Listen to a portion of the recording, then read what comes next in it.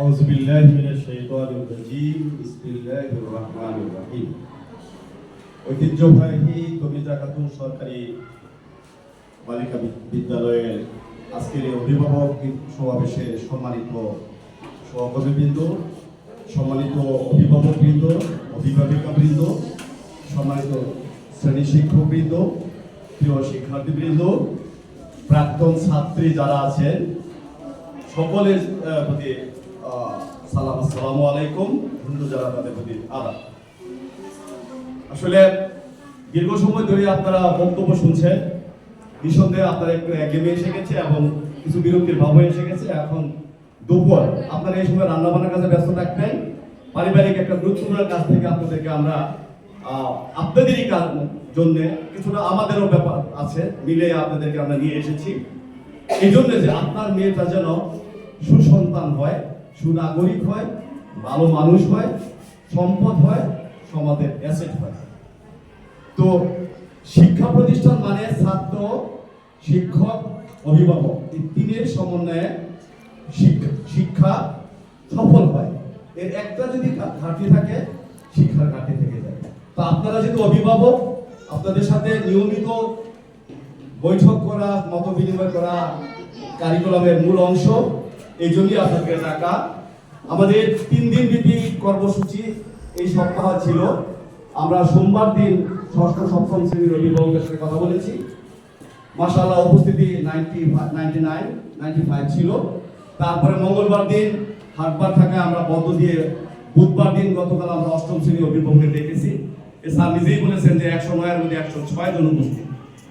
তো আজকে আপনাদের শেষ দিন নবম শ্রেণীর উপস্থিতি কত? 81 জন। 116 এর মধ্যে 81 জন, মানে 9 এর উপস্থিতিটা একটু কম। আর অনেকে আসছে পরে আমরা 90 ধরে নিচ্ছি। 90 ধরে নিলে আমাদের 30 জন অভিভাবকের মতো 30-25 জন অনুপস্থিত। তো আপনাদেরকে আমরা ধন্যবাদ এবং কৃতজ্ঞতা জ্ঞাপন করছি যে আপনারা এসে আমাদের ডাকে সাড়া দিয়েছেন স্বল্প নোটিশে। যে বিষয়গুলো আমি পয়েন্ট আউট করেছিলাম ওই বিষয়গুলি বলার আগে আমার একটু পরিচয় দিয়ে নিই। আমার নাম আপনারা শুনেছেন, আমি নরসিংদী জেলা গভর্নমেন্ট স্কুল থেকে প্রমোশন পেয়ে সহকারী প্রধান শিক্ষক হয়ে এই বিদ্যালয়ে যোগদান করছি মে মাসের 8 তারিখ। সেই সুবাদে আমার এখানে চাকরির বয়স 6 মাস। তো নানা কারণে আপনাদের সাথে আমার ব্যক্তিগত যোগাযোগ হয় নাই। ছাত্রীদের সাথে ক্লাসে মোটামুটি দেখা হয়। মূলত স্কুল সার্বিকভাবে দেখাশোনা করা, একাডেমিক সাইড দেখাশোনা করার দায়িত্ব আমার কাছে। আপনারা হয়তো শাহজাহান স্যারের নাম শুনে থাকবেন না, শুনছেন? ওই শাহজাহান স্যার রিটায়ার করার পরে ওই পদে আমি যোগদান করেছি। তো যে বিষয়গুলো আমি পয়েন্ট আউট করেছিলাম ওইগুলির প্রায় সবগুলোই আমাদের সমাজে তো স্যাররা বলে ফেলেছেন। তারপরেও আমি কয়েকটি বিষয় আপনাদের সামনে তুলে ধরছি যেগুলো ওনারা সাধারণত বলেন নাই। তো আমাদের গণিত শিক্ষক আরেকজন ক্লাস টিচার আজিজ সাহেব নাই, উনি দীর্ঘক্ষণ আপনাদের সামনে অনেকগুলো মূল্যবান কথা বলেছেন। আমি আশা করছিলাম যে আপনার কাগজ কলম থাকলে একটু যদি নোট করে নিতেন তাহলে এই বিষয়গুলি খুব ভালো হতো। যা হোক, আমি আপনাদেরকে সঙ্গে যে বিষয়টা ধারণা দিতে চাই সেটা হলো কারিকুলাম। কারিকুলাম বিষয়টা হলো আপনারা যারা লেখাপড়া আছে তারা জানেন সরকারের কয়েক বছরের শিক্ষা বিষয়ক পরিকল্পনা। এক বছরের পরিকল্পনার নাম হলো সিলেবাস, আর কয়েক বছরের শিক্ষা বিষয়ক পরিকল্পনার নাম হলো কারিকুলাম। 6 জিনিস। 5-10 বছরের জন্য যে পরিকল্পনা এটা হলো কারিকুলাম, আর 1 বছরের জন্য যেটা সেটা হলো সিলেবাস। সিলেবাসটা স্কুল থেকে দিয়ে দেয়, আর কারিকুলামটা সরকারের শিক্ষা মন্ত্রণালয় এবং সরকারের শিক্ষা মন্ত্রণালয়ের অধীনে এনসিটিবি, মাউসি ওনারা দিয়ে থাকে।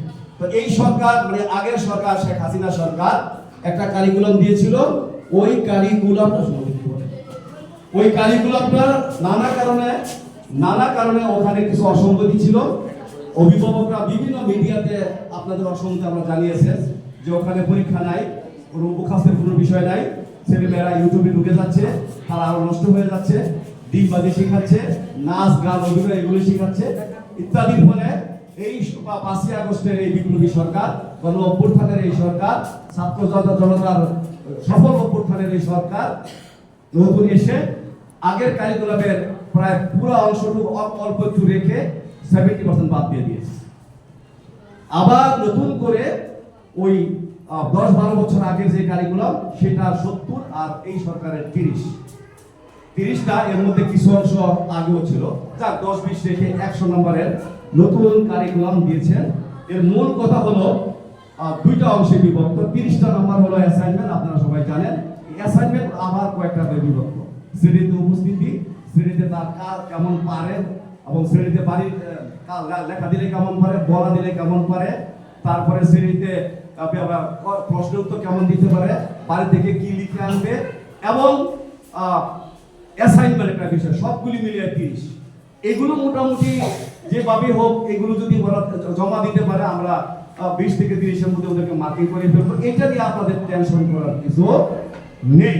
যে অ্যাসাইনমেন্ট অত বাচ্চারা অল্প বয়সে বুঝে না, কোনো স্যার চাপ দিল আর রাত দিন জেগে মোটা কাগজ কলম এটা সেটা, ওটা কোনো দরকার নেই। অ্যাসাইনমেন্টের জ্বরে আপনাদের বোকার কোনো দরকার নাই। মোটামুটি ভাবে অ্যাসাইনমেন্ট একটা দিয়েছে, কোন রকম জমা দিয়ে যেন আমরা নাম্বার মোটামুটি দিয়ে দিই। আর কত রইল? 70। এই 70-র জন্য আগের মতো লিখিত প্রশ্ন হবে, সেই প্রশ্নের মার্কিং, প্রশ্নের খাতা দেওয়া হবে। সেই প্রশ্নটা 70 নাম্বার আবার কয়েকটা ভাগে বিভক্ত, আপনাদের মেয়েরা জানে, আপনারা যারা লেখাপড়া জানেন তারাও বুঝবেন। এমসিকিউ থাকবে, আমার 4টার মধ্যে একটা উত্তর দিতে হবে। এমসিকিউ এক কথায় উত্তর থাকবে, সংক্ষিপ্ত প্রশ্ন থাকবে, সৃজনশীল থাকবে, রচনামূলক প্রশ্ন থাকবে, মিলে 70 নম্বর। এটা আসলে 100 নম্বর। 100 নম্বরের পরীক্ষাকে আমরা কম্পিউটারে এটাকে আবার কনভার্ট করে 70 দিয়ে দিব, আর ওই 30 মিলে কত? 100। ওখানে যদি আপনার মেয়ে 25 পায় আর এখানে যদি 20 পায়, কত হলো? হ্যাঁ, ওখানে যদি 25 পায় এখানে যদি 10 পায়, কত হলো? পাস হবে। পাস 70 এর 10 পালি পাস। অতএব ফেল করবে আপনার মেয়ে, এর চিন্তা করতে হবে না। ফেল করবে এর চিন্তা কোনো, তবে এই পুয়ার মার্কসে, দুর্বল মার্কস দিয়ে আপনার মেয়ে উচ্চ শিক্ষায় যেতে পারবে না। কারণ এসএসসিটা হলো সবচেয়ে গুরুত্বপূর্ণ ছাত্র জীবনের গুরুত্বপূর্ণ স্টেজ। অনেকেই কথাগুলি বলেছেন যে এই সময়ে তাদের শারীরিক মানসিক চেঞ্জ হয়, এটাকে বলা হয় অ্যাডোলেসেন্স পিরিয়ড, বাংলা বলা হয় বয়সন্ধিকাল। এই সময়ে তাদের মন উড়ন্ত থাকে, ডানা মেলে উঠতে চায়। কবি বলেছেন, থাকবো না খুব বদ্ধ করে দেখবো এবার জগৎটাকে। এদেরই কথা বলেছেন যে এরা থাকতে চাচ্ছে না। এই সময়ে আপনাদের ভূমিকা অত্যন্ত গুরুত্বপূর্ণ। এই সময়টাতে তাদের লেখাপড়া করানোর জন্য, পড়ার টেবিলে বসানোর জন্য, যে আমাদের অভিজ্ঞ স্যার যেটা বললেন, মারামারি করবেন না, মারামারি করা, চাপাচাপি বা ওদেরকে রাগারাগি কোনো কিছু করবেন না। কৌশলে হ্যাকপথ করে, কৌশলে তাদেরকে কি করবেন? ম্যানেজ করবেন। রাগ করলেন, থাপ্পড় দিলেন, না করুক আত্মহত্যা করে বসবেন। কি করবেন তখন? কি করে বলবেন? আমও গেল, সাদাও গেল, কোনো কিছু চাইছে, না করবেন, আচ্ছা দিচ্ছি, দিব, পরে বুঝলাম মারে আমার আসলে বুঝতেই পারছো সামর্থ্য নাই, আপনি দিব, এভাবে মানে নরমে করবে আপনি চলবেন। আরেকটা বিষয় হলো যে আপনারা আপনার মেয়েদেরকে কখনো টাচ মোবাইল যে কাজ, এগুলো দ্বারা কাছে যেতে দিবেন না। এটাকে বলা হয় এই যুগের সবচেয়ে বড় ডেঞ্জারাস থিং। এটা নিয়ে অনেক আলোচনা, আর আমি বলছি না। আমাদের হ্যাঁ, এখন মোবাইলের আর কিছু নাই। অতএব তার হাতে মোবাইল দেওয়ার কোনো দরকার নাই। টাচ মোবাইল আপনার বাসায় থাকলে আপনার আজকে বাসায় নিয়ে টান দিয়ে ঢুকাই দিবেন। আর আপনার ঘরে যদি ডিশ লাইন থাকে, এটা কেটে দিবেন, এটা একদম কেটে দিবেন। যে কথাটা আজকে আমি শেষ করে দিচ্ছি, আমাদের আপনাদের এই মেয়েরা যখন দশম শ্রেণীতে যাবে, তখন আগের মতো আবার গ্রুপ চালু হবে। কি চালু হবে? Science, arts, commerce. এটা 9 থেকে চালু হওয়ার কথা ছিল, কিন্তু আগের সরকার আগের কারিকুলামে ইন্টারমিডিয়েটে গিয়ে সায়েন্স গ্রুপ চালু করার সিদ্ধান্ত নিয়েছিল। এটাকে আবার ঘুরাইয়া 9 থেকে নেওয়া হয়েছে। কিন্তু এখন নবম শ্রেণীতে যখন সিদ্ধান্ত হয়েছে, তত দিনে কি হয়ে গেছে, মেঘামেঘি বেলা হয়ে গেছে অনেক। এই কারণে সিদ্ধান্ত এরা ট্রেনিং গিয়ে গ্রুপ পাবে। তো এখন আপনাকে এখন সিদ্ধান্ত নিতে হবে, আপনার মেয়েকে সায়েন্স পড়াবেন না আর্টস পড়াবেন? কি করবা? সায়েন্স পড়বা নাকি কমার্স পড়াবেন? You have to decide. আপনাকে সিদ্ধান্ত নিতে হবে। আপনি পারছেন না, আমাদের কাছে চলে আসেন, আমরা আপনার মেয়ের সাথে আলাপ করেন, ওই বুঝবে যে সে ভবিষ্যতে কি হতে চায়। যদি ভালো মেরিট থাকে বা মোটামুটি মেরিট থাকে আর আপনার আর্থিক সামর্থ্য থাকে তাহলে চাইতে কথা বুঝতে পারছেন? যদি মোটামুটি মেরিট আপনার আর্থিক সামর্থ্য আছে অথবা মেরিট ভালো সামর্থ্য নাই, খাত বিক্রি করেন, জমি বিক্রি করেন মেয়ের হাইস করা। আর যদি মনে করেন যে একটাও সম্ভব না, মেরিটও ভালো না, তারপরে আবার কি আর্থিক সামর্থ্য নাই, তাহলে তাকে কমার্সে পড়া। কমার্সে পড়ালে সায়েন্সের কাছাকাছি একটা ভালো চাকরি, অর্থাৎ সায়েন্সের পরেই কমার্সের স্থান। চাকরি করতে হলে সায়েন্সের পরে কমার্স। কোন ক্ষেত্রে সায়েন্সের স্টুডেন্টরা ইন্টারমিডিয়েট দিয়া আবার কমার্সে চলে যায়, আবার আর্টসেও চলে যায়। ভিত্তিরা যদি হয় সায়েন্সে ওয়েল এন্ড গুড, এরপরে আপনি সায়েন্সের বাকি বলতে না গেলেও চলবে। ফাউন্ডেশন মজবুত হলে বিল্ডিং মজবুতই হবে। এই জন্য শুরুটা সায়েন্স হলে সায়েন্সের সিলেবাস লেখাপড়া করে যায়, অন্যরা ঝরে না। আবার কমার্সে যদি ভালো স্টুডেন্ট হয়, মোটামুটি স্টুডেন্ট হয়, আবার তারও সায়েন্স করার জায়গা আছে। বাংলাদেশের সবগুলো ব্যাংক কমার্সের স্টুডেন্টের জন্য খালি, বাংলাদেশে বহু চাকরি কমার্সের জন্য খালি, সবচেয়ে কম চাকরির সুযোগগুলো আসছে। এখন আপনি যদি মনে করেন যে আমার মেয়েটা একেবারে কোনো দিকে ভালো, তাহলে আমরা আর্টস পড়াবো। হ্যাঁ, আর্টসে যদি আবার ভালো স্টুডেন্ট হয় তার জন্য আবার স্কুল কলেজ ইউনিভার্সিটি শিক্ষকতার জন্য বিশাল দরকার। এখানে সবারই খোলা, কিন্তু আর্টসে ভালো হলে তার সাথে আবার ওই সায়েন্স আর কমার্সের স্টুডেন্টের খোলাতে পারে, তার দ্বারা আরো বেশি ভালো। সুতরাং তিন গ্রুপই ভালো। আপনাকে সিদ্ধান্ত নিতে হবে আপনার মেয়ের কি মেধা দেখে আপনি চিন্তা করেন। এই জায়গায় যদি আপনি ভুল করেন তাহলে কিন্তু পাঁচ পিছলে অনেক কিছু বলে যাবে।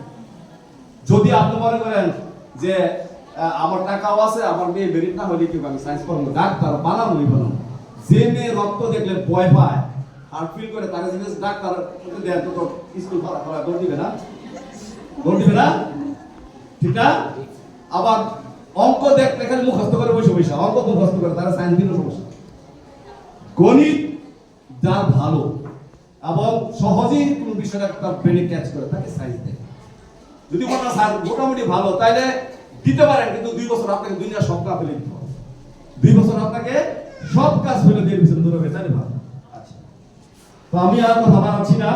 আমাদের বার্ষিক পরীক্ষা শুরু 1 ডিসেম্বর থেকে, সময় বেশি নেই। আপনারা সবগুলো কাজ ফেলে রেখে মেয়েদের পিছনে সময় দেন।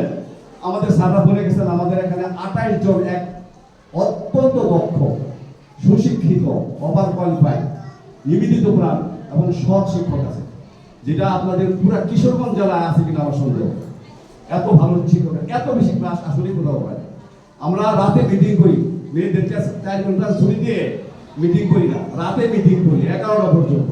ওদের ক্লাস কিন্তু চলে, প্রতিদিন সকালের অ্যাসেম্বলি হয়, ওখানেই কিন্তু ওদের ক্লাস শুরু হয়ে যায়। আরেকটি বিষয় আপনাদের বলছি, আপনাদের এখানে সাবিরা দেখলাম, এটা আমাদের শহরে নাই। আপনারা করেন কি, একটানে উঠলে মেয়েরা বেঁধে দেন না?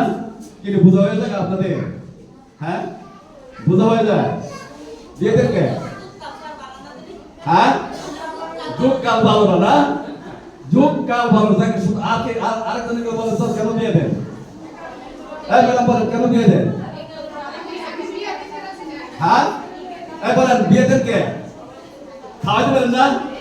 যে খাওয়াতে পারেন না আমার কাছে চলে আসেন, আপনার মেয়ে খাওয়াবো আমি, সমস্যা নাই। আল্লাহ আমাকে অনেক সামর্থ্য দিচ্ছে, খাওয়ানোর জন্য লেখাপড়ার জন্য যদি বিয়ে দেন আমার কাছে আসেন, তাহলে কি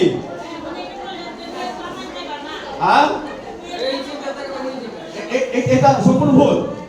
আপনার মেয়ে যদি এসএসসি তে A+ পায়, ইন্টারমিডিয়েটে A+ এর কাছাকাছি পায়, আর একটা ভালো ইউনিভার্সিটিতে ভর্তি হয়, এই মেয়ে এক বছর আপনার দেওয়া লাগবে। এই মেয়ে উন্নত আবার টিউশন আপনারা দিতে পারবে। এই মেয়ে যখন একটা ভালো সরকারি চাকরি পাবে, ছেলের মা বাবা 14 গোষ্ঠী আপনার পিছনে লাইন ধরবে। এই মেয়ে যদি আপনি ভালো করে না হাওড়া 100 টাকা ধরছে মূল্যবান, বুঝেন না কেন? বাড়িতে 5 টাকা বিল্ডিং দরকার কি? আপনার মেয়ে যদি বিপদে যায় 5 টাকা 10 টাকা বিল্ডিং এর কোন কাজ হবে? আর যদি ভাঙ্গা করে থাকে, দেখবেন যে এই বাংলা করে খুঁজে বের করবো ছেলেরা আছে কোন ঘরে একটা ভালো মেয়ে আছে। আমি যখন বিয়ে করি আমার শ্বশুর বাড়িতে 1.5টা ঘর ছিল, কিন্তু আমি দেখলাম কাকে বিয়ে করবো, কার মেয়ে বিয়ে করবো। আমি তো ঠকি নাই, আমি ঠকিটা এখন যদি বিল্ডিং পাঁচতলা দুইটা, এবং আমি আমার ওয়াইফের কাছে সকালবেলা আমার ছেলেমেয়েকে ছেড়ে দিয়ে আসি, রাত 10টায় বেরিয়ে যেতাম নিশ্চিন্তে। ছেলেমেয়ে লেখাপড়া হচ্ছে, সংসার ভাই বোন সব ওর কাঁধে। কেন? আমি হিরের টুকরো খুঁজে নিয়েছি। আপনার হিরের টুকরো যদি বানাতে পারেন তাহলে যত সাইয়ের নিচে রাখেন এটা খুঁজে বের করবে, ছেলেরা গিয়ে খুঁজে বের করবে। সুতরাং বি কেয়ারফুল। আমি শেষ করছি আরেকটা কথা বলে, আপনারা হাওরে বাস করেন, আপনাদেরকে কয়জন সাঁতার জানে? হাত দেখে কয়জন সাঁতার জানে? নাবান জানে না কয়জন? দেখে চিন্তা করেন, এটা শিখাই ফেলবেন যে কোনো ভাবে হোক। এই বন্ধের সময় এই যে কি একটা লাইফ জ্যাকেট একটা জ্যাকেট দিয়ে আপনার চলে যাবেন সকালে বা সন্ধ্যায়। যে মেয়ে একটু বড় হয়েছে, 5-7 দিন ট্রাই করেন, কি হয়ে যাবে? সাঁতার শিখে যাবে। যা হোক, অনেক কথা বলেছে, আমি আর বাড়াচ্ছি না। শেষে একটি ঘটনা আপনাদের বলে আমি আমার বক্তব্য শেষ করছি। 3-4 দিন আগে আমি মহিষাগ্রামে গেছিলাম। এই যে ম্যাডাম শুনেন শেষ। তো যাওয়ার সময় নৌকার মধ্যে একটা ছেলে, আমি দেখলাম যে তার বই কাঁধে, বই করে দেখতে। তো আমি তাকে অনেকগুলো প্রশ্ন করলাম, ঠিক তো সব জায়গায় শিক্ষকতা করে। সে আমার 10টা প্রশ্নের মধ্যে 8টা প্রশ্ন জবাব দিছে। অবাক হয়ে গেল, গ্রামের একটা ছেলে এতগুলো প্রশ্ন জবাব দেখি। এবং কয়েকটা প্রশ্ন আমাদের স্কুলে 9 মেয়েরও পাবে, সে 7-এ পড়ে। পরে নৌকা বাসে তো সে আমাকে জিজ্ঞাসা করতেছে, আপনার পরিচয় কি? তো আমি আমার পরিচয় দেওয়ার পরে তার মাথাটা একটু ইয়ে হয়েছে, মানে একটু বিনয় হয়ে বললো, স্যার এতগুলি প্রশ্ন আমাকে এগুলি করে নাই, আর আমার ভালো লাগছে। এইবার তুমি বলো তো তুমি কি হতে চাও? স্যার আমি ম্যাজিস্ট্রেট হতে চাই। আমি তার পিঠে তারপরে বললাম যে বাবা তোমার জন্য দোয়া করছি, তুমি অবশ্যই ম্যাজিস্ট্রেট করো। স্বপ্ন কোন সময় শুরু হয়েছে? স্বপ্ন থেকে শুরু হয়েছে, 7 থেকে শুরু হয়েছে। তাহলে আপনার মেয়ের জন্য আপনি এরকম স্বপ্ন দেখবেন, স্বপ্ন দেখবেন। আপনার সব কি আপনার মেয়ে স্বপ্নের সমান বড়। আপনি যদি স্বপ্ন দেখেন আমার মেয়ে ওই যে বিদেশে একটা ছেলে গেছে বিয়ে দিব 8 পাস 9 পাস, তো আপনি লিখবেন। আর যদি মনে করেন আমার মেয়ে প্রাইভেট টিচার হবে, তো প্রাইভেট টিচারই হবে। আর যদি মনে করেন আমার মেয়ে কলেজের টিচার হবে, স্বপ্ন দেখেন তাহলে হাই স্কুল শিক্ষক হতে পারে। আর হাই স্কুল শিক্ষক স্বপ্ন দেখলে প্রাইভেট টিচার হবে। আর স্বপ্ন যদি না দেখেন কিছুই হবে না। সুতরাং তাদের সামনে স্বপ্ন ধরে রাখবেন, স্বপ্ন ধরে রাখবেন। কারণ মানুষ তার স্বপ্নের সমান বড়। ভারতের এক রাষ্ট্রপতি এজ আবুল কালাম, অনেক বেশি বিখ্যাত জ্ঞানী ব্যক্তি, উনি বলছেন স্বপ্ন সেটা নয় যেটা মানুষ ঘুমিয়ে দেখে, স্বপ্ন ওইটা যেটা আপনাকে ঘুমাতে দেয় না। সুতরাং আপনার মেয়ের স্বপ্ন যদি আপনাকে ঘুম দেয়, হারিয়ে দেয়, সে সাথে জায়গায় দেবেন, মা উঠো তাহাজ্জুদ নামাজ পড়ো, তারপরে লেখাপড়া শুরু করো। দেখবেন যে আপনার মেয়ে একদিন দেশের সম্পদ হবে। একজন কবিতা খাতুন যদি এত বড় বিদ্যালয় তৈরি করতে পারে আর এত মানুষের স্বপ্ন লালন করতে পারে, তাহলে এখন ঘরে ঘরে কবিতা খাতুন তৈরি করা আপনাদের দায়িত্ব না? ওই মহিষী নারী তো কি করেছেন? আপনাদেরকে ঋণী করে রেখে গেছে। মানে এই সম্পদ উনি বিক্রি করে অনেক সম্পদ পেলেন, কিন্তু উনি দিয়ে গেলেন হাজার। উনি দিয়ে গেলেন ঘরে ঘরে কবিতা খাতুন তৈরি করার জন্য। আপনারা এই কবিতা খাতুনের শব্দ পূরণ করবেন, মহামান্য আব্দুল হামিদ খানের আব্দুল হামিদের স্বপ্ন পূরণ করবেন, এবং আমাদের বীর মুক্তিযোদ্ধা আব্দুল হক স্যারের স্বপ্ন পূরণ করবেন। এই প্রত্যাশা রেখে সকলকে শুভকামনা জানিয়ে আচ্ছা বলেন বলেন কথা দিলে শেষ হবে। আচ্ছা কথা শেষ হবে, এই জন্য আমি কথা আচ্ছা শেষ বলেন বলেন। যেহেতু আমার কথা শেষ হবে এই জন্য আমি একটু আগে কথা বলতে চাই। আচ্ছা বলেন। আমার কথাটা হলো, আমরা যে একটু আগে বললেন যে কারিকুলাম সঙ্গে, হ্যাঁ কারিকুলামটা আরম্ভ হয়েছে নবম শ্রেণী পার হয়ে যেতেছে আমাদের ছাত্রীরা, যে নবম শ্রেণীতে পুরাতন কারিকুলামে লেখাপড়া করছে। এখন যে তারা 10ম শ্রেণীতে উঠবে তখন কারিকুলামটা হবে নতুন। তখন নবম শ্রেণীতে যেটা অবক্ষয় হলো, যেটা ক্ষতি হলো, এটা কিভাবে পূরণ হবে? হ্যাঁ গুড, ফাইন প্রশ্ন। আমি তো এই প্রশ্নই চাচ্ছিলাম। নবম 10ম শ্রেণীতে গিয়ে আমার আরো কিছু কথা শেষ করি। 10ম শ্রেণীতে গিয়ে এই মেয়েরা গ্রুপ হওয়ার পরে নতুন বই দিবে সরকার, এই বইগুলো থাকবে। নতুন বই দিবে, ওই বইটা খুব শর্ট সিলেবাসে, যাতে 1 বছরে শেষ করতে পারে। এই বুঝতে পাইছেন? আর কি প্রশ্ন? আরেকটা প্রশ্ন হইল, আমার ছাত্রী তাকে হোস্টেলে, হ্যাঁ হোস্টেলে থাকে, মানে হোস্টেলে থাকে সব কিছু ঠিক আছে, কিন্তু সময়টা হলো সময়ের অভাব। বলতেছে যে আমি সকাল থেকে 2টা প্রাইভেট করি, তারপরে যাই স্কুলে নাস্তা করি, সকালে নাস্তা করি, তারপরে আবার ক্লাসে যাই, এগুলো করে আমার সময় রাত্রে আমি 12টা 1টা পর্যন্ত লেখাপড়া করি। আমি বলছি রাত্রে এত রাত্রে লেখাপড়া করবো, তো শারীরিক এবং মানসিক যে বিকাশটা এটা ব্যাহত হবে। এই জন্য বলছিলাম কীভাবে ওই যে প্রাইভেট পড়াটা এবং ক্লাস পড়াটা কীভাবে সমন্বয় করা যায়। আবার বিকালেও একটা প্রাইভেট পড়ে, প্রাইভেট এবং ক্লাসের কীভাবে সমন্বয় করবে, কীভাবে সময় বেশি পাবে, এটা আপনাদের উপর রইল। কীভাবে যাই সময়টা সে আরও বেশি করে সময় পায়, যাতে সে ঘুমবার সময়টা বেশি পায়, এইটা একটা আমার আবেদন রইল। আর স্যারকে বলছিলেন যে খাওয়া দাওয়ার ব্যাপারটা, আমরা যেহেতু হোস্টেলে ছাত্র দিয়ে রাখছি, ভালো মন্দ আমরা ইচ্ছা করলেও তো আমার থাকতে জন্য ইচ্ছা করলে আমি ব্যক্তিগতভাবে ভালো খাবার দিতে পারবো না। সামগ্রিকভাবে যদি আপনারা ভালো একটা ব্যবস্থা করে দিতে পারেন, তাহলে খাওয়া দাওয়ার ব্যবস্থাটা ভালো হবে। আমরা তো ইচ্ছা করলে হোস্টেলে একটা ভালো খাবার দিতে পারবো। আচ্ছা, ধন্যবাদ। প্রশ্নটা পেয়ে আমি আপনাদের দুটো প্রশ্ন জবাব দিচ্ছি। প্রথমটা হলো তার যথেষ্ট সময় সে পাচ্ছে না, তার রেস্টের অভাব হচ্ছে। আপনাকে বলছি এবং ক্লাসটিতে আমি আমার সচেতন করবো। আচ্ছা আচ্ছা, তো প্রথমত হলো সব বিষয় তো প্রাইভেট পড়ার দরকার নেই। আপনি সিদ্ধান্ত নেবেন কোন কোন বিষয় প্রাইভেট পড়বেন। সায়েন্সের বইয়ে গণিত, ইংরেজি, ফিজিক্স, কেমিস্ট্রি শেষ। আর ওকে 8 থেকে 10 ঘন্টা ঘুমাতে হবে, এটা এনশিওর করতে হবে। আমি উচ্চশিক্ষাকে বলে দিব। আর খাবারের বিষয়টা উন্নত করার জন্য বলে দিব, বন্ধ করলে বাসায় ভালো করে খাবে। ঠিক আছে, ধন্যবাদ সকলকে। আসসালামু আলাইকুম।